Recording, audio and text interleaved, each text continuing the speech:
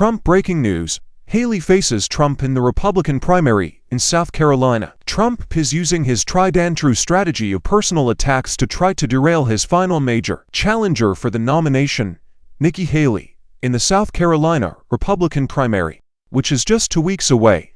Haley is attacking Trump on her home soil. Trump rallied a massive crowd in Conway, near Myrtle Beach, on Saturday afternoon. Shifting his campaign focus to the southern state, he boasted about his time in office, repeated his false claims that the 2020 election he lost was rigged, criticized a biased news media, and attacked Haley, her husband, and President Joe Biden. This came days after his easy victory in Nevada. The act of advertising.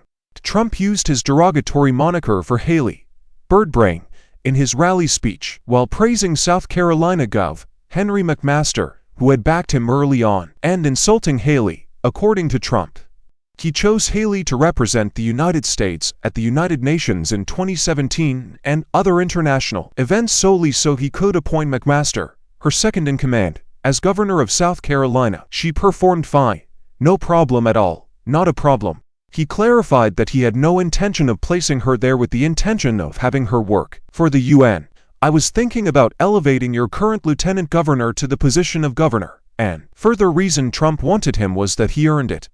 With 3 consecutive victories under his belt, GOP presidential frontrunner Donald Trump is aiming to end Haley's chances in the South Carolina primary on February 24 and shift his attention back to his anticipated rematch with Joe Biden in the general election.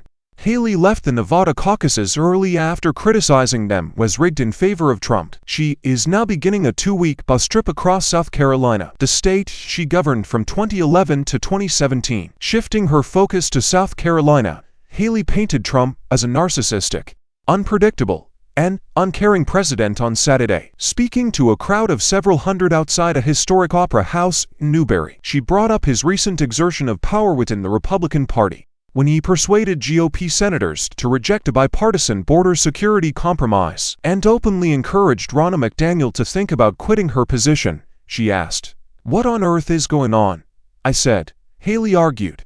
Her addition was that he had his fingerprints all over it on the day of all those losses. Haley continued her criticism of Trump's mental health, which she has intensified since his repeated attempts to confuse her with former House Speaker Nancy Pelosi, DeCalif. In a speech on January 19, in contrast to Trump 77 and Biden 81, Haley, 52 years old, has advocated for mental fitness testing for politicians for her entire campaign. She questioned the necessity of having an elderly person seek public office. Why aren't they able to relinquish control? Because they're grouchy old men. Someone yelled out from the audience, "Those old men are really grouchy," Haley remarked. When Haley spoke to reporters afterwards, she brought up the same point, referencing a report that the special counsel had delivered on Thursday regarding Biden's possession of sensitive documents. According to the article, Biden's memory is bad. Americans are capable of more than electing 2 elderly people to the presidency.